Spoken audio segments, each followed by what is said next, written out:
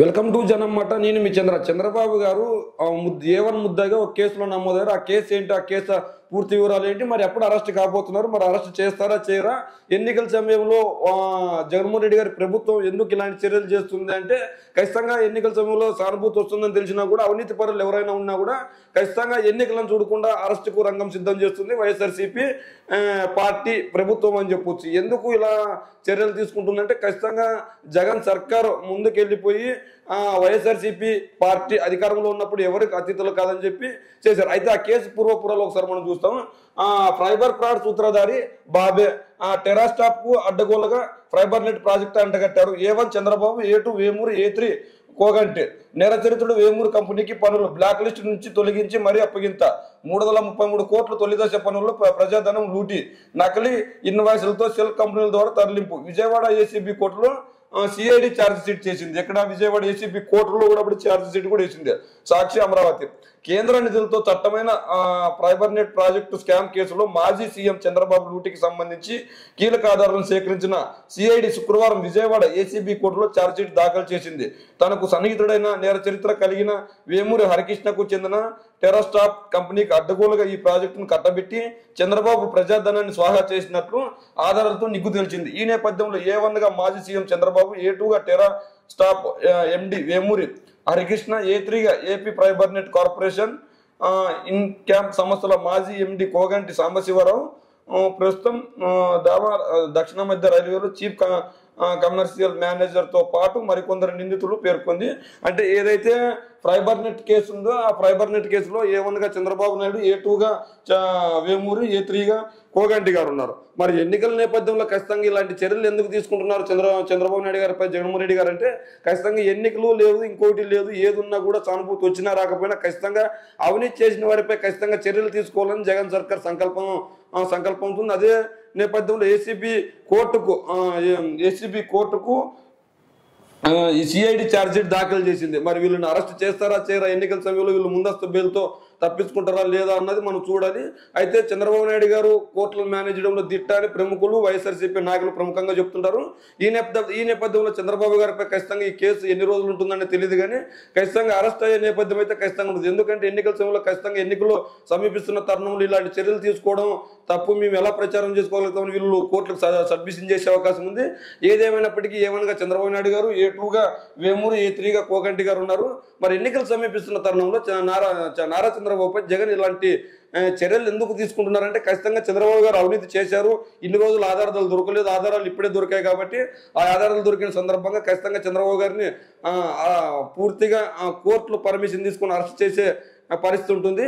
మరి చంద్రబాబు గారు ఇలాంటి పరిస్థితులు ఎందుకు, మరి చంద్రబాబు గారు ఇది ఒక కేసు ఉందంటే ఇది ఒక కేసే లేదు, అమరావతి భూ కుంభకోణం కేసులు ఉన్నాయి, లేదంటే ఫైబర్ నెట్ కేసులు కావచ్చు, లేదంటే ఇసుక కుంభకోణం కావచ్చు, మద్యం కుంభకోణం కావచ్చు, లేదంటే ఇంకా రింగ్ రోడ్డు కావచ్చు, టిట్రోకో కావచ్చు, ఇలా ఒకటి కాదు రెండు కాదు. ఏపీ ప్రభుత్వం అధికారంలోకి అంటే ఇప్పుడు ప్రస్తుతం ఉన్న ప్రభుత్వం అధికారంలోకి వచ్చినప్పటి నుంచి గత ప్రభుత్వంలో చేసిన తప్పులను వెలికి తీస్తూ ఎప్పటికప్పుడు వీళ్ళపైన ఉన్నారు. చంద్రబాబు నాయుడు గారు దాదాపు 52 రోజులు రాజమండ్రి జైల్లో కూడా ఉన్నారు. అంటే చంద్రబాబు నాయుడు గారు తప్పు చేశాడు కాబట్టి కోర్టు చంద్రబాబు నాయుడు గారికి రిమాండ్ విధించింది. మరి నిజంగా చంద్రబాబు నాయుడు గారు తప్పు చేయకపోతే ఆ కేసుల్లో ప్రస్తుతం ఉన్న ప్రభుత్వం గత ప్రభుత్వంలో చేసిన పనులపై అక్రమ కేసులు పెట్టిందని కోర్టు కొట్టేసేది. అంటే కొట్టేయలేదు అంటే దానికి ప్రధాన కారణం ఏంటంటే ఖచ్చితంగా చంద్రబాబు నాయుడు గారు తప్పు చేశారు కాబట్టి మీరు ఎంక్వైరీ ఎదుర్కోవాలని చెప్పింది. మరి చంద్రబాబు నాయుడు గారు కనుక తప్పు చేయకపోతే మరి ఎందుకు కోర్టు రిమాండ్ విధించింది? ఖచ్చితంగా రిమాండ్ విధించిందంటే ఖచ్చితంగా ఎక్కడో అక్కడ ఆధారాలు ఉన్నబట్టే ఖచ్చితంగా చంద్రబాబు నాయుడు గారికి గతంలో ఏసీబీ కోర్టు రిమాండ్ విధించింది. ఈ నేపథ్యంలో వీళ్ళు 17A చెప్పి తప్పించుకోవాలని కూడా చూశారు. అయితే 17A వర్తించదా అంటే ఆ కేసు పూర్వపూర్వాలు పరిశీలించి ఖచ్చితంగా చర్యలు తీసుకుంటాం. ఈ కేసు జడ్జిమెంట్ కూడా వచ్చింది 17A కింద. ఒక న్యాయవాది ఈ కేసు వర్తించదు అంటే ఇంకో న్యాయవాది వర్తిస్తుంది అన్నారు. అంటే జడ్జిమెంట్ కూడా అయోమయంగా ఉంది.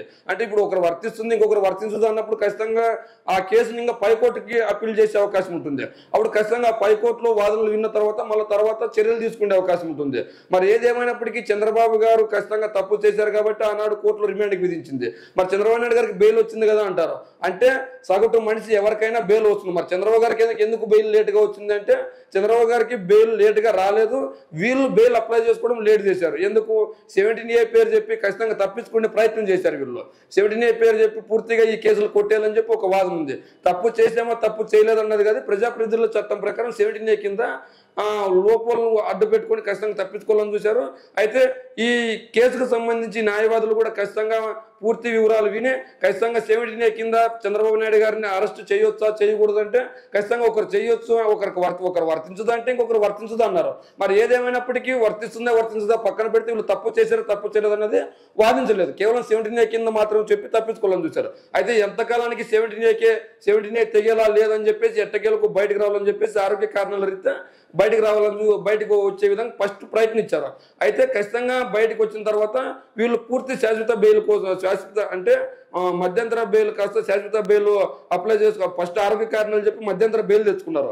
మరి ఆ మధ్యంతర బెయిల్ కాస్త శాశ్వత బెయిల్ తెచ్చుకోవడానికి టైం కావాలి కాబట్టి కంటాపరేషన్ చెప్పి బయటకు వచ్చారు. మరి చంద్రబాబు నాయుడు గారు మరి ఆరోగ్య కారణాల రీత్యా చెప్పి కంటి కోసం బయటకు వచ్చిందని చెప్పి మరి ఈ రోజు పబ్లిక్ మీటింగ్లు ఎలా పెడుతున్నారు, ఒక అంబులెన్స్ వెంట ఉండాలి, 7-10 వయసు ఉంది, ఒక అంబులెన్స్ ఎప్పుడు వెంట ఉండాలని నిత్యం చెప్పి వీళ్ళు మరి చంద్రబాబు నాయుడు గారు ఆ రోజు ఢిల్లీలో ఒక లాయర్ కొడుకు కూతురు పెళ్లికి హాజరైన సందర్భం ఉంది.